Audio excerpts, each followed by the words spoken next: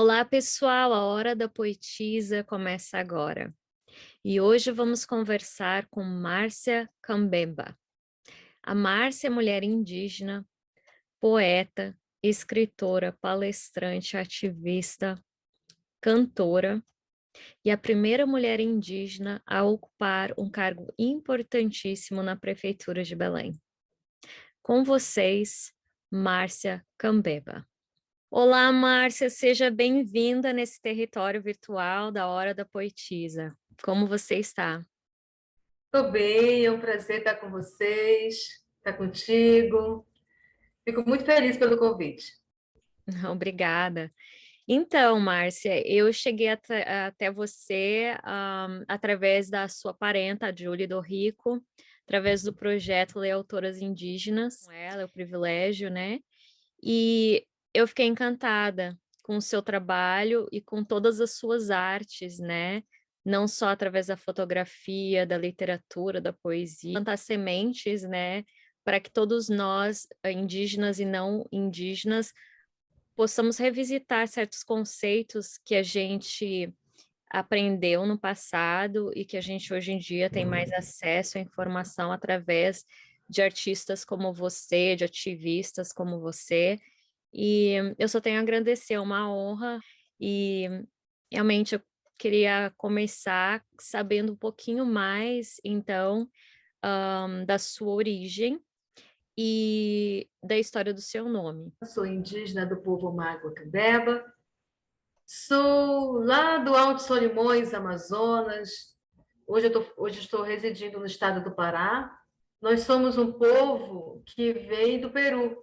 Então, o meu povo ele é um povo migratório, ele é um povo que migrou do Peru, veio pelo Baixo Napo, no Peru, e adentrou o Brasil pela fronteira que interliga Brasil, Colômbia e Peru. Então, nós territorializamos ali, nos fixamos em toda a calha dos Solimões até chegar em Manaus, que é a capital do nosso querido Amazonas. E todo esse processo migratório aconteceu lá atrás, antes do século XVI. Né? Então, tiveram vários processos migratórios do povo Omágua Cambeba, porque nós usamos os dois nomes. Omágua é o nome de origem do povo, que significa, segundo alguns cronistas, alguns viajantes que por essa região passaram, do 16 para frente. Então, um desses cronistas que na verdade foi um missionário, um padre Herrera. Ele diz que Omágua significa cabeça de homem. Paul McCoy, mais tarde, em suas pesquisas, Paul McCoy não, professor Antônio Porro, que ainda é vivo, antropólogo, grande antropólogo renomado, que mora em São Paulo hoje, vai nos dizer nas suas pesquisas que Omágua significa o povo das águas, o povo que surge das águas. Mas não é somente o Omágua que surge das águas. Vários povos, inclusive do tronco tupi, têm sua origem com a água, tem essa ligação muito forte com a água. E nós, segundo os nossos ancestrais, os nossos mais velhos, nós nascemos de uma gota d'água que veio da chuva, bateu na folha de uma grande árvore, que é essa malmeira, caiu no igarapé e nasceu o homem e a mulher. Então, tem sempre uma cosmologia para representar como surge determinado povo. O povo ticuna, porque eu me criei e nasci em território ticuna, o povo ticuna ele foi pescado. Primeiro se pescou Ioí, depois Ipi, e surge o povo ticuna. Então, também tem essa cosmologia com o rio, com as águas. Mas não é do tronco tupi, já é ticuna, o tronco linguístico é ticuna mesmo. Então, eu venho desse povo, mas não somente desse povo. Nós somos um povo chamado povo miscigenado, povo misturado. Em meu sangue corre o povo ticuna, porque nasci em território ticuna, de pertencimento de território, cocama, por parte do meu pai e da minha mãe, cambeba, por parte do meu pai e da minha mãe, e o Itoto, por parte do pai da minha mãe, que é meu avô. Então, minha avó se casou aí, se relacionou com um indígena Huitoto, também oriundo do Peru, que é um povo que também migra do Peru para o Brasil, e está territorializado também no Amazonas, e eu tenho esses povos aí pulsantes em meu ser. Também, não somente isso, essas mulheres indígenas, elas foram capturadas, foram raptadas de suas aldeias para viver com não indígenas que andavam naquela época. Então, a minha ancestral Candeba, a Maria, ela foi raptada por Isidoro. Ele era um espanhol.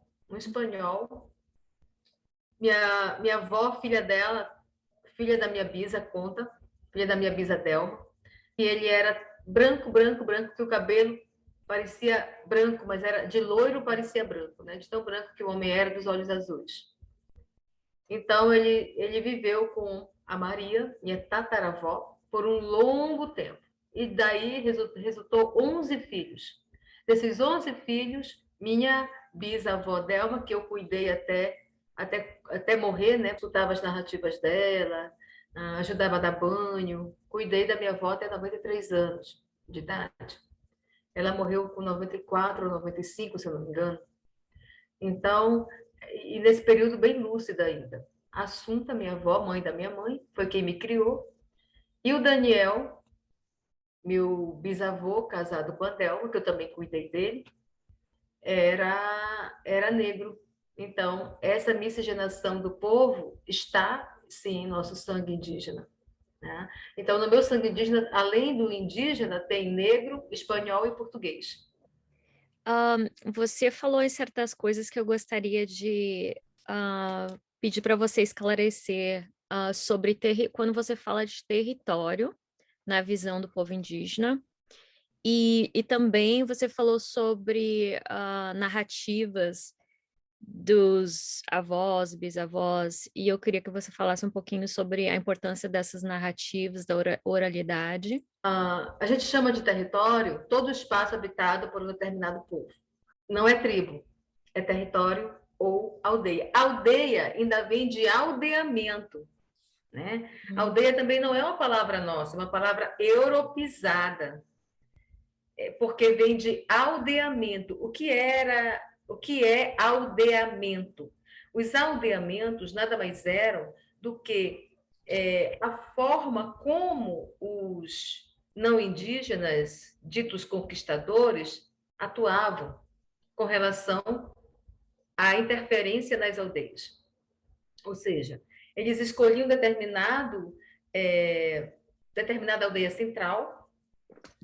Naquela aldeia, eles faziam aldeamentos, eles levavam outros, capturavam ou pegavam, ou indígenas que vinham fugindo, ou de outras aldeias, que eles viam que, por exemplo, naquela aldeia já não tinha tantas mulheres, tinha mais homens e crianças, então precisava de mulheres. Então, eles iam capturar de uma outra aldeia para levar para aquela aldeia para repovoar. Então, aí havia uma forçação de relação interétnica, que eu não gosto de falar intertribal, porque nós não temos tribo, nós temos territórios, temos povo, né? Então, é a partir desse processo de aldeamento que também funcionava como um dispositivo de catequização e dominação das missões, sejam elas portuguesas, espanholas e outras mais, jesuítas, né? Que uma parte era espanhol, enfim. E aí a gente tinha esses domínios. As missões funcionavam como um processo de controle do território indígena, de todo um território indígena. Então, nesse processo, esses aldeamentos eram interessantes para eles, eram formados para isso. E aí daí é que origina a palavra aldeia. Por isso usamos sempre território, usamos sempre esse espaço de territorialidade. O território é o lugar das territorialidades.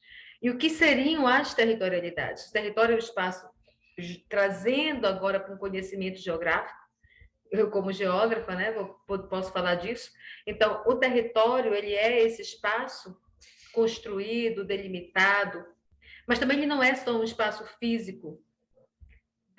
Quando a gente toma essa palavra e contextualiza para a cultura nossa, a gente vai ter ali um território que também é memorial. Quando nós vamos falar de território, nós vamos pensar que as aldeias, elas são esses espaços.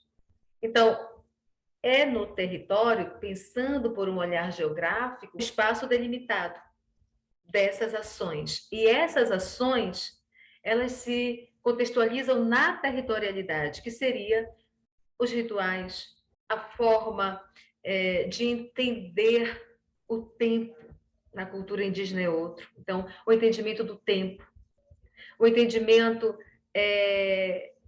dessa relação onde nós vamos ter muito forte a presença das narrativas orais, que justamente funcionam como uma forma de retransmitir o conhecimento que vem de geração em geração, se perpetuando em nossas mentes, territorializando o nosso corpo físico e também espiritual. É no território que vai se dar essa relação intrínseca com a natureza, onde homem e natureza não tem separação, é tudo a mesma coisa, porque a natureza, elas têm que estar em mim e eu na natureza. É por isso que, para o indígena, a primeira lição que ele recebe dentro de um território, dentro do território do seu povo, é da natureza. Ele vai ter primeiro contato com o rio, e nesse contato com o rio, ele vai entender que o rio tem uma pedagogia. Portanto, que o rio é um ancião, que o rio é um pai, que o rio é o avô, que o rio é o bisavô, é o tataravô. E nessa relação de compreender essa paternidade do rio, ele vai entender que esse rio tem uma representatividade na sua vida, um fortalecimento de energias, entendimento de que o rio ele nos prepara para o enfrentamento na cidade. Veja que a gente tem que aprender a desviar de todas as intempéries que o rio nos apresenta, de burlar todas as dificuldades. Aprender a remar é uma delas, porque na sobrevivência da nossa territorialidade indígena, a remada ela é necessária. Como remar para não virar canoa? Como remar para não deixar a correnteza nos levar e nos matar afogados, enfim. Como nadar e compreender onde está cada perigo dentro do rio. Isso tudo é importante. Isso tudo, assim a gente vai aguçando a nossa visão, a nossa audição para outras adversidades que a vida vai nos apresentar. Então, tudo isso vem da pedagogia do rio, vem da territorialidade. Dos pássaros vem outro ensinamento. Da onça, de todos os outros animais, da paca, nós aprendemos a pisar macio, a pisar sem estalar folha, para não espantar o inimigo, para não anunciar ao inimigo aonde nós estamos. Nós aprendemos a silenciar como estratégia de resistência.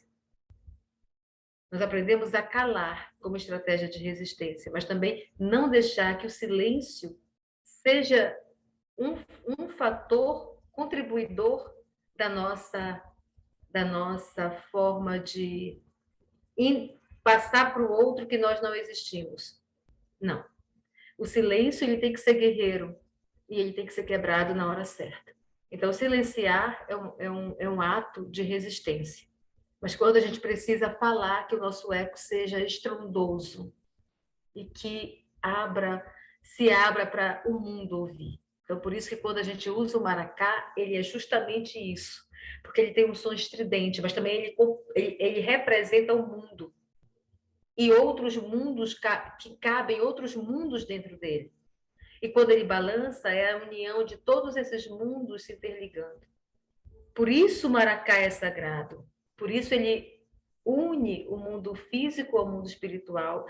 E a gente precisa estar muito conectado para compreender essa ligação, entender essa ligação e saber o momento certo de dizer, não, o meu mundo, ser pessoa, se interliga com o mundo espiritual e a conexão acontece. E os saberes também de lá para cá são transmitidos. Então, quando a gente ouve uma narrativa contada pelos nossos ancestrais, é uma forma de a gente de dizer para a gente, olha, isso é desse jeito, é assim que se procede, é assim que vocês devem continuar fazendo. E ouvir uma narrativa contada várias vezes, com repetições, é necessário. Porque na primeira vez que você ouve, você não memoriza. Mas na segunda, na terceira, na quarta, na quinta, na 10ª vez, você já gravou tudo aquilo. Já está não só na sua memória, mas também já está no seu ser. Já misturou, já se misturou em você. Já tomou posse. Você já tomou posse daquele saber. Então, por isso, os nossos anciões, eles contam várias vezes a mesma narrativa e nós não podemos reclamar. Nós temos que ouvir cuidadosamente, com muita atenção, para a gente não perder nenhum detalhe, porque todo detalhe é importante. E saber ouvir uma narrativa também é um ato de aprendizado. Saber contar uma narrativa é um ato, porque quando você conta uma narrativa não é só verbalizar, como eu estou fazendo aqui. O seu corpo também fala. O seu corpo também conta, o seu corpo também transmite aquela informação. Você sente como se você estivesse vivendo e o outro que está ouvindo sente em você como aquela narrativa traz um impacto positivo ou ruim. E aí a gente também sente. Esse sentimento também do narrador é passado para o ouvinte. Então, é por isso que a gente precisa ouvir, mesmo nesse século XXI, com toda essa tecnologia, esse aparato tecnológico que a vida nos apresenta, a gente tem que ouvir as narrativas. A gente tem que contar as narrativas. A gente tem que verbalizar cada vez mais, porque é necessário que isso aconteça na gente. Então, a territorialidade dessas narrativas, elas se dão no momento em que você senta para ouvir um ancião, ou não. Você pode ouvir uma criança contar uma narrativa. Porque a sabedoria, ela está em toda a esfera de vida, em todas as fases da vida. Não existe um determinado momento para a sabedoria acontecer na gente. Ela acontece em toda, do nascer à velhice. A sabedoria ela é algo que vai se desenvolvendo a partir do momento que você vai também querendo que isso aconteça dentro de você. Então, eu posso ser um sábio com 10 anos. Eu posso ser um sábio com 20. Eu posso ser um sábio com 70, com 80. E aí é que a gente vai chamar de ancião. Então, é possível ter um ancião com 10 anos? Claro que é. Porque ancião para nós não é tempo de idade, não é longevidade. Ancião para nós é sabedoria. É o detentor de uma sabedoria que não é só uma sabedoria tecnológica, uma sabedoria epistemológica, de uma universidade que passou de lá para cá um conteúdo, um conhecimento. Não é só isso. A sabedoria para nós, a que importa, é uma sabedoria ancestral. É uma sabedoria que carrega toda a referência e a memória de uma nação. É uma sabedoria que é acolhedora, é uma sabedoria que unifica, é uma sabedoria que fortalece, é uma sabedoria que agrega. É uma sabedoria que vai poder dizer para o outro qual o melhor caminho a ser tomado. Qual o melhor caminho a seguir? Não vai por esse que você vai se estrepar, vai por aquele ali que é melhor. Então, quando a gente pede um aconselhamento a uma pessoa e essa pessoa tem uma forma diferente de te acolher, de te chamar para uma conversa, ela tem técnicas próprias que ninguém ensinou, que universidade nenhuma ensinou, de dialogar, de conciliar, de ser conciliadora. Esse aí está preparado, esse é o ancião. Ele tem uma sabedoria que vale para todos, que vale para o coletivo. E quando uma criança começa a despertar isso, ele já vai sendo preparado para ser uma grande liderança. Ou ele vai ser um pajé, ou ele vai ser um cacique, ou ele vai ser um ancião, aquele que vai, um conselheiro do povo, um conselheiro até do próprio cacique. Saber também como chegar nas pessoas, como falar com as pessoas e como dialogar. É saber, sabe, Alessandra, o momento certo de silenciar, mesmo que o teu silêncio te doa. Então, saber ser rio. O rio, ora ele está banzeirando suave, ora ele está violento, ele está encrespado, como a gente diz aqui. Então, eu tenho que balançar conforme eu entendo que naquele momento a maré ou o rio está a meu favor. Então, será que eu tenho que balançar calmo? Será que eu tenho que balançar violento? Ou será que eu tenho que ser remanso? Quando é remanso? Quando o rio está tão calmo, tão calmo, tão calmo, que ele não faz barulho nenhum, que ele está espelhando a própria natureza, ele está paradinho, mas ele está ali, ele está vivo. Em algum momento ele pode aparecer alguma coisa ali, ou um boto boia, ou um peixe, ou um curtucai, e ele faz barulho. E o barulho que ele faz é estrondoso. Então, são sabedorias que a gente tem que saber cuidadosamente administrar, porque elas são sabedorias ancestrais. Então, é isso que eu vejo como território e é isso que eu vejo da importância das narrativas orais, que é o meu tema de doutorado, é o que eu estou pesquisando. Interligar os territórios cambeba através das narrativas orais. No seu livro, Saberes da Floresta, você fala justamente tudo isso, alguns dos temas que você trata. Eu não li o seu livro, mas ainda, mas eu ouvi a Julie falando sobre ele, sobre as temáticas do grafismo, da escravidão indígena e também sobre esses saberes, né, vindos da natureza, da conexão entre o humano e o não humano. E eu achei super interessante que ela colocou que você fala sobre o grafismo, a importância de outros meios de comunicação e do grafismo, né, da identificação como não uma tatuagem, sobre o grafismo para o povo indígena, a importância dele ser visto como algo relevante, não só a escrita, porque a escrita ela veio depois, né, da oralidade, e ela também tem aquela coisa do preconceito, aquele que consegue escrever, né, ele se diferenciava de uma forma. Então, você fala sobre isso, segundo ela, nesse livro também, não só desses temas, mas esses temas são alguns que ela citou. Você poderia falar mais sobre, então, esse livro Saberes da Floresta? Quando a Julie fala que eu falei aqui dos grafismos, e não só falei, mas desenhei também alguma coisa. Lindo. Uhum. Esse é o único livro que eu sou fotógrafa, em alguns momentos eu coloco fotografia, mas nesse livro eu quis desenhar. Eu falei para a editora que eu queria fazer diferente. Ó. Esse aqui também é um que eu fiz, que simboliza a água. A forma como o nosso povo entende e também a forma como a água tá em nós, né? Esse aqui é um grafismo mais presente em outros povos. Eu dei uma diferenciada quando eu coloco esses símbolos aqui, né, que tem uma significação.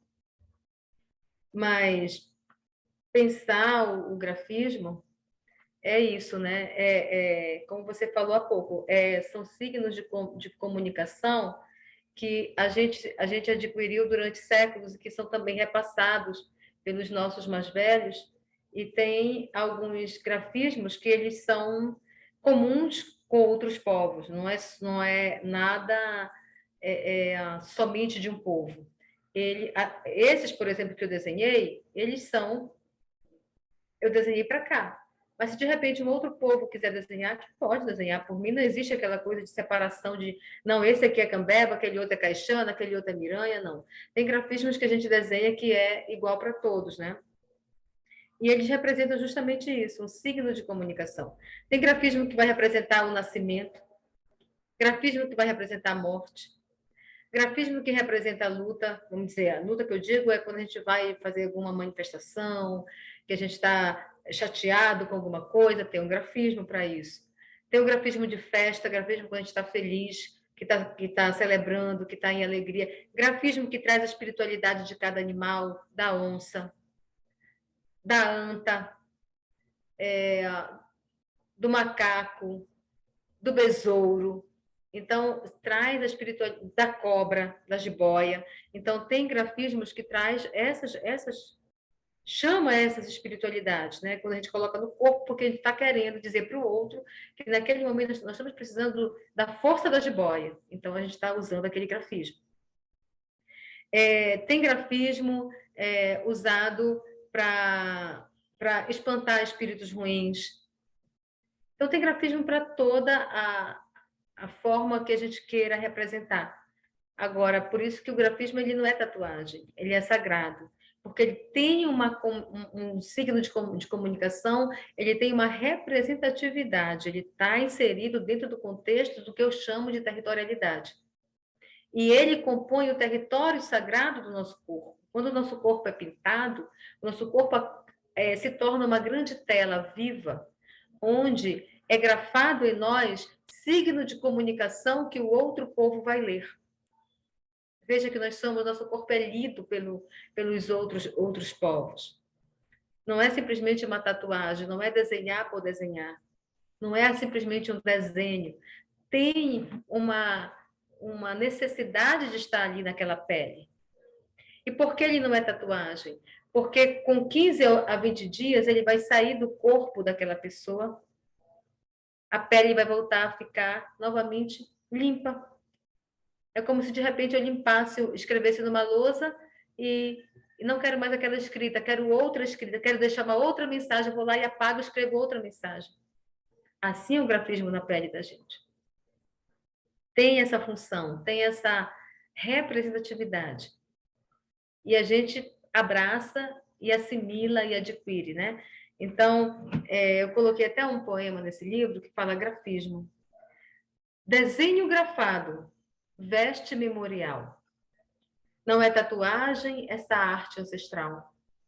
Carrega energia de Kanata Yetu. É força, magia deste pele Catu. Para dançar o ritual, já chegou o Taiaçu. Do genipapo, o sumo final, que pinta corpos, representa união, identidade, sabedoria. Chama o espírito da onça, carrega o clã da nação. Nos faz pertencentes à natureza, nos dá mais beleza, fortalece a missão. Registra o tempo, é nossa escrita, linguagem. Aguça a visão do pajé. Grafismo de evocação. Traz o espírito da cobra. Saber, metamorfose, alucinação. Espanta Arabé e enaltece Caeté. Não se pinta por pintar. O grafismo traz a força das águas. Cosmologia do lugar. Grafismo vem da morada sagrada. O corpo é a tela. Que o urucum e o genipapo no mistério vão grafar informações importantes para a nação interpretar e guardar. Consciência é respeito. O grafismo merece cuidado. Escrita do velho e do novo tempo. É a voz do nosso antepassado. Que lindo, tão profundo, né?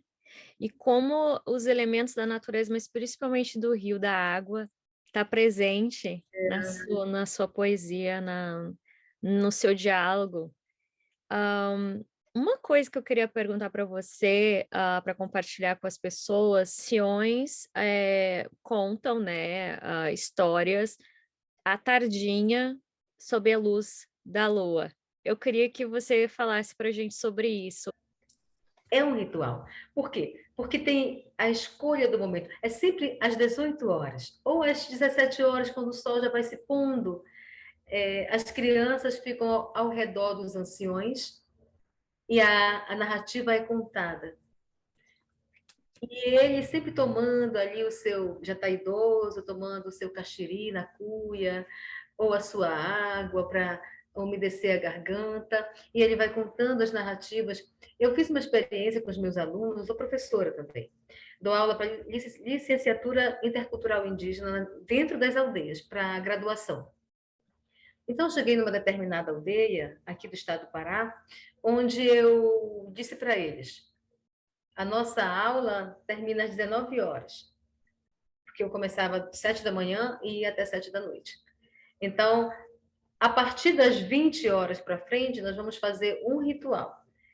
E nesse ritual, além de a gente cantar e dançar, nós vamos ter um momento de ouvir os nossos anciões contar suas narrativas.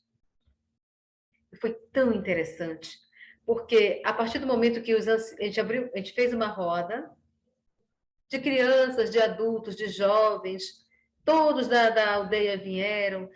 Nós fizemos um mingau, porque sempre tem que ter alguma coisa para você ouvir a conversa comendo devagarinho um mingau, comendo um milho verde assado no fogo. Sempre tem alguma coisa. Então, a gente fez um mingau de arroz com abóbora, para vocês aí é abóbora, para nós é jerimum. Então, nós fizemos esse mingau, enquanto o pessoal tomava, a criançada tomava, os anciões iam contando. E foi tão interessante que eu botei um banco no meio da roda e eu não pedia que eles sentassem no banco. Eu deixava que quem quisesse manifestar a sua narrativa ocupasse o banco e contasse a sua narrativa. Então, nós ouvimos narrativas de várias formas, narrativas engraçadas, o povo morria de rir, narrativas tristes de luta, de invasões, narrativas de várias formas a gente ouviu ali. Ou seja, foi aulas e aulas interessantes. Quando nós demos pela hora, já eram 3h30 da manhã. Nós tínhamos que dormir, porque às 7 da manhã nós tínhamos que estar acordados para novamente estudar. Então, não dava para amanhecer o dia, mas se desse, a gente amanhecia o dia ali. Então, quando você começa a contar as narrativas, elas começam a ficar interessantes, o tempo já não é mais contado em horas, o tempo já é contado através do momento que a gente está vivendo ali, gente. Então, isso que nós precisamos recuperar, não só em nós como pessoa, mas dentro dos nossos territórios. Porque hoje, com os anciões indo embora para outro plano espiritual, a gente não tem mais. Esse ritual começa a ficar picotado. E a gente não pode deixar que a memória fique picotada. E isso fortalece o território da memória. Ouvir narrativas fortalece o território da memória.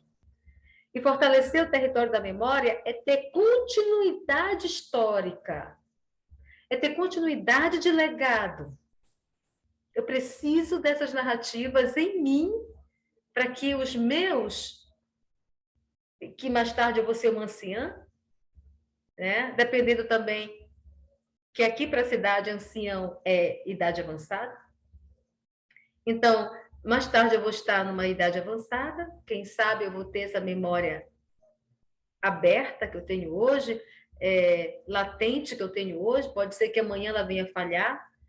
Tem uma música que é da Igreja Católica, mas que eu reflito muito, né? Ela diz assim: que enviarei, quem irá por mim? Quem enviarei, quem irá por mim? Quem confiaria em mim a ponto de se entregar, a ponto de tudo perder? Quem irá por mim? Né? Então a gente precisa entender quem eu enviarei? Quem será essa continuidade do amanhã? Essa tem que ser uma preocupação, Alessandra, pulsante de nós indígenas hoje. Não é só, Alessandra, pensar um ser indígena com cocá, com uma roupa assim, feita de sementes. Não é só usar a internet para postar minha cara bonita, que hoje está jovem. Ou minha bunda, porque hoje está durinha. Desculpa eu usar essas expressões aqui. Mas são expressões, Alessandra, que se a gente não tiver um choque de realidade. Mas como pensar outras coisas? Como pensar continuidade? Quem vai dar continuidade a um pensamento, a uma dialética, a uma forma de, ao raciocínio lógico e contínuo que hoje é preciso ter? O que eu vou chamar de resistência? A minha cara bonita hoje? O meu perfil do Instagram? O meu perfil do Facebook? Não. Essas são ferramentas que elas precisam usar para que esses diálogos aconteçam. É um território tecnológico que tem que estar sempre a meu favor, a meu favor de uma comunicação epistêmica que traga uma decolonialidade, que traga uma reflexão crítica acerca de como esses povos estão sendo visibilizados hoje, cara. Quando eu falo, Alessandra, de lutas étnico-raciais, que luta é essa? Como está se dando essa luta? É minoria se sobrepondo a outra minoria. É minoria invisibilizando outra minoria.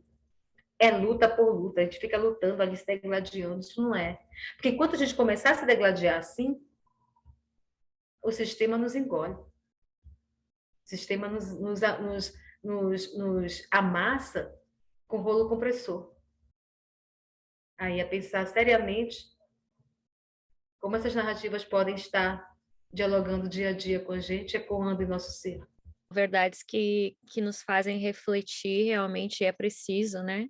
E é justamente isso que eu proponho, um espaço onde a gente possa ocupá-lo de uma forma diferente. É a mesma coisa que você falou, protagonismo da mulher indígena, né? Nos espaços que você está ocupando nas artes.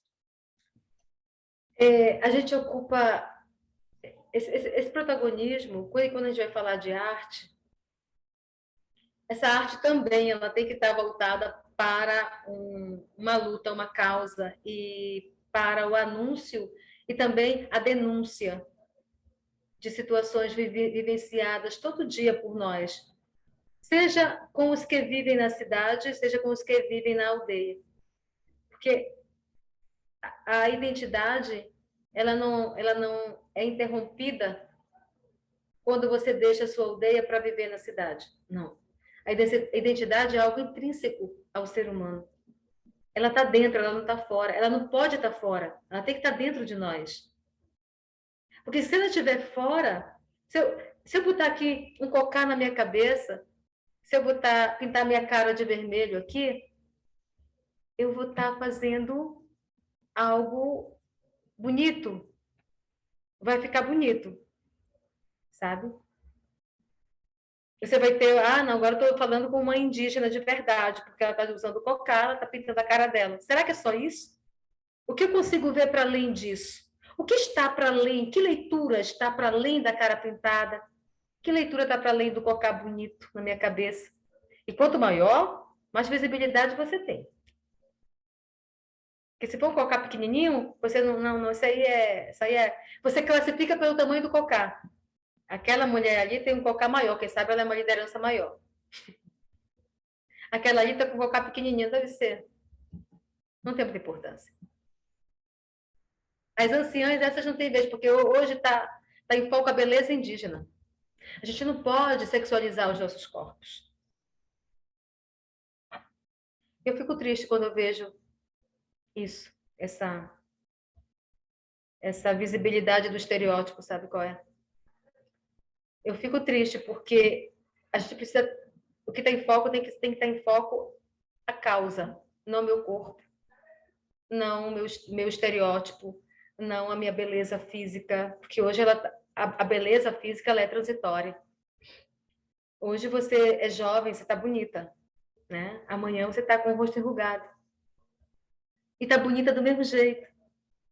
Porque envelhecer é um ato sublime. E é mais sublime quando a gente consegue envelhecer com sabedoria. Entendendo cada cabelo branco da nossa cabeça. A importância de cada fio branco da nossa cabeça. Se a gente não compreender isso, o cabelo branco sempre vai ser incômodo. Quando olho meus cabelos brancos, é o tempo de vida. A somatória da minha vida, das minhas lutas, dos meus aprendizados. E nisso inclui a questão da mulher. A minha luta começa dentro da aldeia, com 8 anos de idade. Segurando a barra da saia da minha avó. Vendo com ela as grandes lutas que ela fez na vida. Sofrendo, Alessandra, as discriminações, o racismo, que esse não é assinar um documento que vai dizer agora eu assinei esse documento pela igualdade racial e agora tudo vai se resolver. Não vai, minha irmã, porque isso está impregnado no ser humano. Isso está em nós. Isso está em ti. Isso está em mim. Eu estou escapa disso? Claro que não. Claro que não. Porque está em mim. E isso é fortalecido na família, Alessandra. Muitas vezes é fortalecido na família. A mãe que não entende o filho que optou por ser LGBTQIA+, a filha, e vai bater, e vai espancar, e vai expulsar de casa. Prefere ver o filho e a filha marginalizado na rua, sendo estuprado, sendo violentado, apanhando dos outros do que dentro de casa, debaixo dos seus olhos, sob os seus cuidados, os seus ensinamentos. Mas, voltando para o que a gente estava dizendo, mas a questão é, a gente precisa entender que as mulheres elas estão ocupando espaços que antes não se tinha. Antes, se a mulher, a função dela era do lar, e muitas vezes, Alessandra, quando mesmo do lar elas eram, na função de só ir para a roça, colher o fruto, preparar o solo, plantar, fazer a farinha, porque também tem mulheres que fazem farinha, preparar um alimento, cuidar dos meninos, procriar. Ainda assim, elas tinham e têm, desde lá de trás, a sua importância e interferem, sim, de modo positivo nas decisões que são tomadas, na maioria, pelos homens. Porque, veja bem, quando esses homens vão para suas casas ou iam para suas casas, estava tendo a reunião dos homens. Porque isso é muito cultural. Tem aldeia em que, quando as mulheres estão reunidas, os homens nem chegam perto para curiar. Né? Eles podem estar morrendo de curiosidade, mas eles ficam na deles, lá bem longe. É o momento delas conversarem. De tomada de decisões femininas. Mesma coisa quando estão os homens reunidos. As mulheres ficam lá, não tem curiosidade para isso. Por mais que até tenha, mas elas ficam lá. E mesmo assim, quando os homens estão reunidos tomando suas decisões, da hora de almoço, de jantar, eles voltam nas suas casas para tomar um banho, para comer uma comidinha, um peixe assado. E nessa ida em casa para fazer a refeição, eles compartilham com elas o que está acontecendo. E elas dão de lá a sua opinião. E eles escutam. E ao chegar dentro novamente do espaço da casa de reuniões, eles partilham essas informações. Quer dizer, não como elas tenham falado, mas eles utilizam essas. Eles são influenciados por elas, usando essa palavra, mas não queria bem usar essa palavra, mas eles escutam, eles refletem o que elas disseram e chegam lá com a sua decisão tomada, praticamente. Ou tomada a decisão. Então, de uma tal forma que elas têm sim influência dentro das decisões. E hoje, eu vejo que abre-se um novo cenário, onde a gente vê as mulheres mais na política, as mulheres atuando de forma. Nós temos Joênia como deputada federal, depois de um longo tempo sem ter um deputado indígena depois de Mário Juruna. Nós vamos ter a Joênia. Houve uma lacuna aí, né? E essa lacuna precisa ser preenchida. E aí nós vamos esperar que nessa eleição de 2021, 2022 que nós estamos, mais outras mulheres se somem à luta da Joênia, vá lá com a Joênia dar a mão, que se forme uma bancada feminina, quem sabe, não é impossível, uma bancada feminina indígena na política. Eu me candidatei a vereadora, não obtive o êxito de ser eleita, mas me candidatei. Houve aí uma presença feminina na política em Belém, como vereadora por Belém. Daqui 2 anos, se eu vou me candidatar de novo, isso aí está muito lá na frente, eu não posso dizer. Né? É uma coisa que a gente não vive, a gente não fica sofrendo por antecipação, a gente não vive pensando no futuro, a gente vive o presente. No presente, eu estou como ouvidora do município de Belém, então eu tenho que fazer esse trabalho aqui bem feito. Amanhã é outro dia. Então, eu vejo isso. Então, nós temos as mulheres estão utilizando da arte da música, da arte da poesia, da arte da escrita, da literatura, da arte do cinema, da arte das artes visuais, de todas as ferramentas para dizer: essa é a minha forma de gritar para o mundo que meu povo está aqui, que eu sou referência também para outros povos, que outros povos também podem usar de mim para se comunicar ou para que eu seja mecanismo de luta em prol da causa que é comum, para que eu seja mecanismo de luta em prol de uma igualdade racial. Porque o que é igualdade racial? O que é bom para mim tem que ser bom para ti e bom para o outro. Porque se não for isso, não é. Né? Então, eu acho que é ver com um olhar mais amplo de pessoas que querem entender, por exemplo, o bem viver. Que nada mais é do que isso. Ampliar esses olhares, entender a particularidade de cada um, mas entendendo a dor de cada um, sentindo a dor do outro, porque enquanto eu não sentir a dor do outro, a dor vai ser só minha dor que vai prevalecer. Sabe? Aí eu vou começar. Porque as mulheres indígenas lá atrás, e viveram isso mesmo. Lá atrás elas sofreram estupro, lá atrás elas sofreram violências que refletem ainda hoje, mas eu não posso ficar só vivendo e falando disso. Eu tenho que olhar de um outro lado, de outra forma, e dizer como essas dores, como esse sangue derramado por mulheres violentadas podem estar a serviço de uma causa e valorizar a essência e a luta de novas lideranças femininas indígenas. Como é que essas novas lideranças femininas indígenas também, por outro lado, vão fazer jus ao sangue derramado por as nossas ancestrais, que foram pegas no laço, que foram laçadas como se laça um animal, e que foram violentadas sexualmente, mortas até, né? Esquartejadas até, porque eram tidas como animal. Irracional ainda. E tudo isso a gente precisa sentir essa dor para poder fazer algo diferente nesse novo tempo, nesse agora que nós estamos vivendo. E fazer algo diferente é eu mostrar para o mundo que sim, que nós temos capacidade tal para, por exemplo, estar sendo uma ouvidora indígena. E que mesmo sendo ouvidora indígena, não estou lá só para marcar a minha presença. Estou para enfeitar um gabinete, eu não sou bebelô não sou objeto de enfeite. Se me coloca lá, tem que me fazer valer a minha capacidade. Eu não estou lá porque eu sou uma cambeba.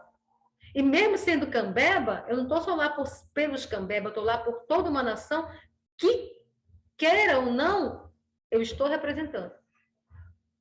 E é isso que nós temos que compreender.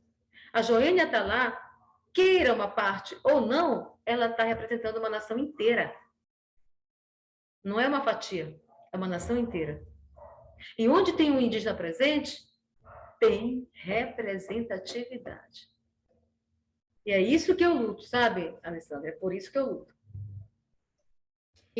Moro na cidade, né? E você fala sobre os direitos também. Por que que você resolveu escrever? O porquê do título? O Itaquiritama, ele nasce justamente da minha dissertação de mestrado, para mostrar que sim, que nós vivemos em contexto urbano, mas, como eu te falei anteriormente, a identidade é intrínseca a nós. Ela está dentro da gente, a alteridade é intrínseca a nós. Eu não posso, eu não sai de mim, né? Então, quando eu escrevi o Itaquiritama, foi trazendo sobre memória, território, identidade. Ele é bem um olhar geográfico sobre esse território indígena, sobre onde nós estamos, como nós estamos, quem somos. E ele traz muito sobre o Cambeba, porque a minha dissertação de mestrado trouxe sobre o meu povo. E o doutorado também vai trazer sobre o meu povo, mas eu preciso compreender essas relações de território e territorialidade. Eu preciso entender a historicidade do meu povo, e não somente do meu povo, eu preciso entender a historicidade da nação indígena como um todo. Para isso, eu vou precisar de leituras. E essas leituras, eu vou pegar parte desses cronistas, parte dos viajantes, eu vou procurar conhecer melhor como viveu não só o Cambeba, mas como viveu o Caixana, o Mirânia, o Itoto, o Cocama, o Ticuna, enfim, tantos outros povos que estão territorializados nesse Brasil, e como nós estamos hoje, o que nós queremos no agora. Então, o Itaquiritama, ele vem um pouco trazendo essas relações de pertencimento, de identidade, de cosmologia, de cultura, para essa partilha com o não indígena. E eu gostaria também de perguntar para você sobre a sua poesia e o trabalho que você vem fazendo com a poesia e a música. São duas artes em mim muito, muito potentes, né? Que pulsam muito e elas não estão separadas uma da outra. Tanto que eu não separo. Tem música minha que no meio tem uma poesia. Tem poesia que no meio tem uma música. Então, é um intercultural que eu trago, um olhar intercultural para a leitura sobre o que nós estamos passando, como nós estamos vivendo, sempre trazendo a língua materna para o foco da música, para o foco da literatura, porque é necessário que a gente fique demarcando o nosso território indígena com a presença dessa língua mãe, dessa língua materna que foi violentada brutalmente, desde o Marquês de Pombal, desde 1700 e alguma coisa, e que a gente vem hoje lutando para que ela não se desfacele, não desapareça como areia por entre os nossos dedos. Né? São heranças que a gente precisa fortalecer, manter, cultivar em nós. Então, eu componho em tupi, que é a língua materna, cambeba, eu componho em português, porque precisa também conversar, dialogar com a cidade, dentro de uma linguagem compreendida pelo outro, esse outro antropológico. Então, eu preciso fazer com que essas relações aconteçam, esse casamento aconteça dessas artes, e essas artes juntas, somando todas essas energias, possam dizer: nós estamos aqui, nós precisamos falar, nós precisamos ecoar, e vocês de lá precisam nos ouvir. Então, tudo que você está falando, para mim é um alimento, porque eu estou percebendo tudo de uma forma nova. Aquela ideia do estereotipado e romantizada do indígena, hoje eu não falo índio, porque eu aprendi que não é a palavra mais correta, e para o povo indígena, não, para os não indígenas, usar índio é bem comum, né? Mas a partir do momento que eu comecei a conversar com várias pessoas, representantes dos povos indígenas, eu percebi que eu estava errando quando eu falava índio.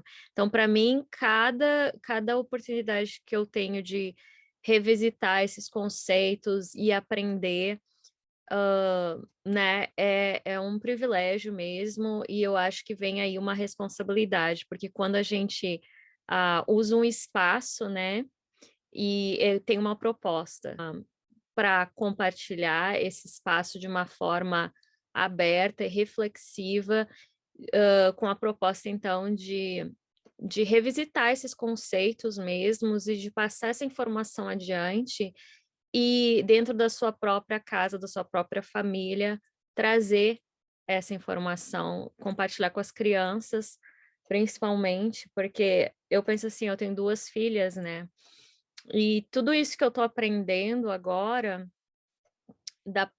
do Brasil, da própria identidade nacional, da ancestralidade, dos rituais, da forma de falar sobre o povo indígena, do respeito, tudo isso eu vou passar para elas. A relação com a natureza, porque eu acho que nós precisamos muito ouvir isso e nos relacionar de uma forma melhor com a natureza e com nós mesmos, porque como você falou, a natureza está em nós. Então, a gente tem muito que aprender, muito. E Márcia, adorei conversar com você. Eu espero que todos que estejam ouvindo recebam as suas palavras, a sua sabedoria, o seu ver de uma forma a inspirar curiosidade, né, para saber mais a respeito da cultura do povo indígena no Brasil, a ler mais autores indígenas e segue então a oportunidade de você agora encerrar essa entrevista com uma mensagem para aqueles que estão nos assistindo. Agradeço imensamente o teu convite, Alessandra, por estar aqui, para estar falando sobre a causa indígena, a luta, um pouco sobre essa territorialidade, esse território, que é tão importante, por isso que a gente diz demarcação já, não é porque nós queremos tão somente uma grande extensão de terra, mas porque a terra é necessária para a sobrevivência não só dos povos indígenas, mas de toda a nação que existe no mundo. Porque, veja bem, onde tem foco verde são territórios indígenas ou comunidades quilombolas ou ribeirinhas, enfim, ou corredores ecológicos ou área de preservação permanente, porque os demais espaços estão sendo desmatados. Nós estamos vivendo uma constante ameaça à natureza e acelerada, com desmatamento, com queimadas, com derrubadas de árvores por madeireira, com garimpagem, envenenando os nossos rios, poluindo os nossos peixes. Nós estamos comendo peixe envenenado, envenenado por metais pesados, envenenado por mercúrio. Nós estamos bebendo metais pesados, plástico, poluentes. Nós estamos nos alimentando com... A nossa verdura já vem cheia de agrotóxico. Quando a gente vai no supermercado, a gente vai comprar coisas que estão poluídas. A verdura mais bonita, a gente pega aquele pimentãozaço, grandão, mal sabe que para ele chegar naquele tamanho, muitos fertilizantes, muito adubo químico foi usado e que está no teu corpo e que você vai adoecer. Então, como fazer diferente? Como procurar uma alimentação saudável? Como procurar fazer de forma que você seja uma formiguinha no mundo a fazer o seu diferencial? Então, eu termino dizendo que a gente precisa unir mais as nossas pontes, interligar os nossos mundos, ecoar os nossos tambores, balançar os nossos maracás, porque é tempo de luta e resistência. É tempo de reflexão, é tempo de mudança. Ainda é tempo de mudança. Muito obrigada. Obrigada a você, Márcia, mais uma vez. A Hora da Poetisa termina aqui. Eu espero que todos tenham gostado e eu deixo a vocês com uma frase que eu adoro da Márcia, que diz assim, que a sua voz ecoe como o tronco de Sapopema, que ecoe longe. Até a próxima.